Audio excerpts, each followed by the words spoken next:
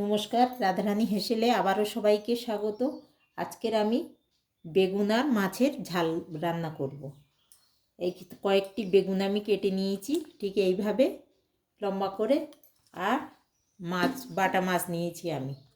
রান্নাটা সব কিছু মাছ দিয়ে হবে আজকের আমার, যেহেতু বাটা মাছ আনা ছিল আমি বাটা মাছটা দিয়েই করব।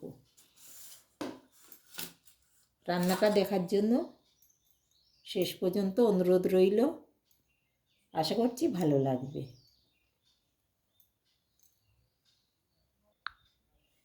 বেগুনটাকে আমি কিছুক্ষণ লবণ জলে ভিজিয়ে রেখেছিলাম, এতে করে অ্যালার্জির সমস্যা থাকলে সেটা আর হয় না, অনেকটাই কম হয়। এবার আমি একটু লবণ আর হলুদ মাখিয়ে কিছুক্ষণের জন্য রাখবো।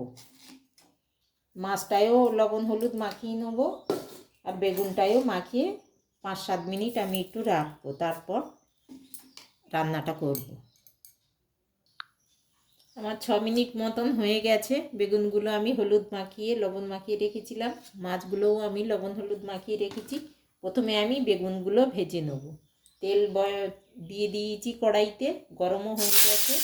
এবার আমি গ্যাসের জোরটা একটু কমিয়ে আস্তে আস্তে বেগুনগুলো ভেজে নেব। এই রান্নাটা আমার শাশুড়ি মায়ের কাছ থেকে শেখা। কয়েকবার করেছি বাড়িতে, সবাই খেয়ে খুব প্রশংসা করে, ভালোই তো লাগে। তাই ভাবলাম আজকের এই রান্নাটা সবার সঙ্গে শেয়ার করি। একদিনও হলেও এই রান্নাটা করে খেয়ে দেখবে, সবাই খুব প্রশংসাই করবে। আমি সমস্ত বেগুনগুলো এইভাবে ভেজে নেব। দেখুন, বেগুনগুলো ঠিক আমি এরকম একটু লালচে ভাগ করে ভেজে নিয়েছি, একেবারে ভাজার মতন অতটা ভাজিনি। এইভাবে আমি বেগুনগুলো ভেজে তুলে রাখবো, তারপরে আমি মাছগুলো ভাজবো। বেগুনগুলো আমি তুলে নিয়েছি একটা পাত্রে। এবার আমি একে একে মাছগুলো ভেজে নেব।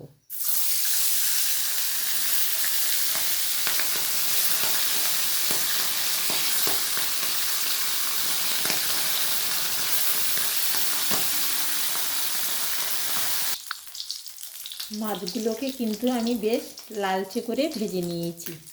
ছোট মাছ বলে একটু ভালো করে না ভাজলে কিন্তু কাঁটাগুলো খেতে অসুবিধে হয়, সেই জন্য আমি একটু ভালো করে ভেজে নিয়েছি।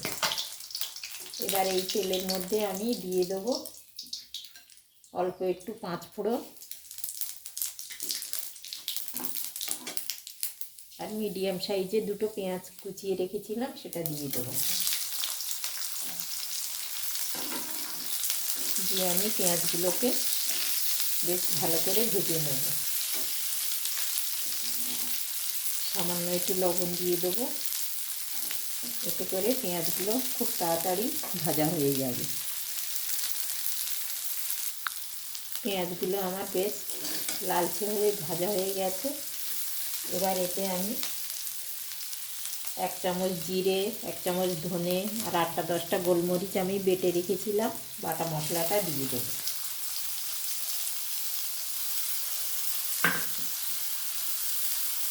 চারটে কাঁচা লঙ্কা বেটে রেখেছিলাম, সেটাও দিয়ে দেবো।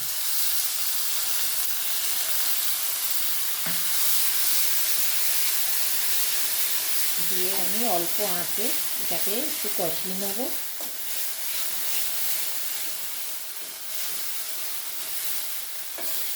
পরিমাণ মতো হলুদ দিয়ে দেবো।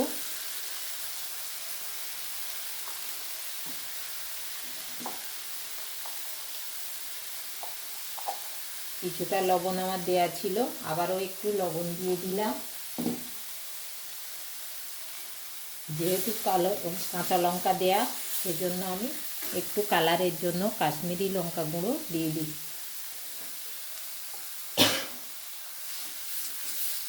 এবার আমি একটা বড় সাইজের টমেটো বেটে রেখেছিলাম,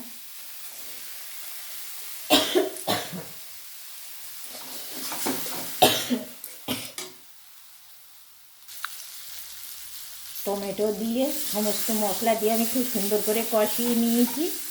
সাইড থেকে দেখুন তেল ছাড়তেও শুরু হয়ে গেছে। এবার আমি কিছুটা গরম জল করে রেখেছিলাম, আমি কিন্তু এখানে ঠান্ডা জল ব্যবহার করব না, গরম জলটাই দেব।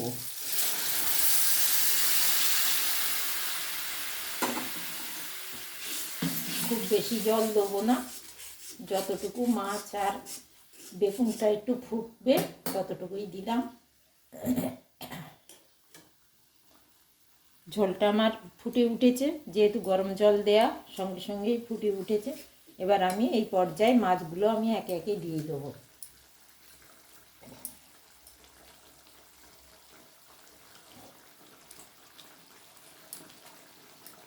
আমি এখানে কোনো রকম শুকনো লঙ্কা ব্যবহার করিনি, কাঁচা লঙ্কাই দিয়েছি, সেজন্য কালার হবে না বলে সামান্য একটু কাশ্মীরি লঙ্কার গুঁড়ো দিলাম, যেহেতু রান্নাটা দেখতেও ভালো লাগবে। আর রান্না যদি দেখতে ভালো না লাগে খাওয়ার ইচ্ছেটাই চলে যায়। আমার শাশুড়ি মা বলতেন যে আগে দৃশ্যধারী তারপরে গুণ বিচারী।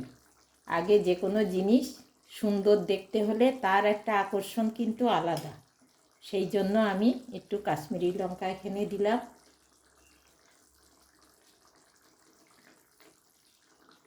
মাছটা দিয়ে একটু ফুটিয়ে নিয়েছি, এবার আমি বেগুনগুলো দিয়ে দেবো।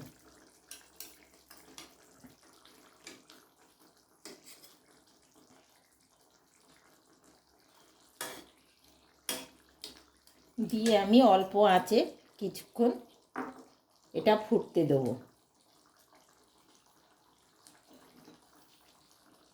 সরু সরু করে দুটো কাঁচা লঙ্কা কেটে রেখেছিলাম, উপর থেকে দিয়ে দিলাম।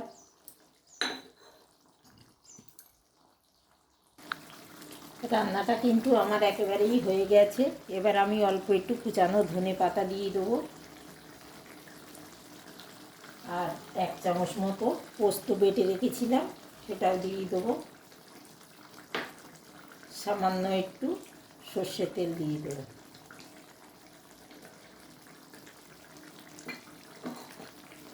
এই রান্নাটা গরম ভাতে কিন্তু অসাধারণ লাগে, একদিনও হলে রান্না করে খেয়ে দেখবেন, কেমন লাগলো আমাকে জানাতে একেবারেই ভুলবেন না। খারাপ যদি আজকের আমার এই রান্নাটা যদি ভালো না লেগেও থাকে, খারাপ লাগে, তাও আমাকে জানাবেন। যদি কোনো অসুবিধে থাকে রান্নার মধ্যে সেটাও আমাকে জানাবেন। শেষ পর্যন্ত দেখার জন্য ধন্যবাদ। আমি একটু তুলে দেখিয়ে দিচ্ছি কেমন হয়েছে। দেখুন বেগুনগুলো সেদ্ধও হয়ে গেছে, কিন্তু একেবারে ঘেঁটে যায়নি, পুরোপুরি সেদ্ধ হয়ে গেছে। মাছগুলোও সেইভাবে আস্ত আছে, কোনো অসুবিধে হয়নি, ভেঙে যায়নি।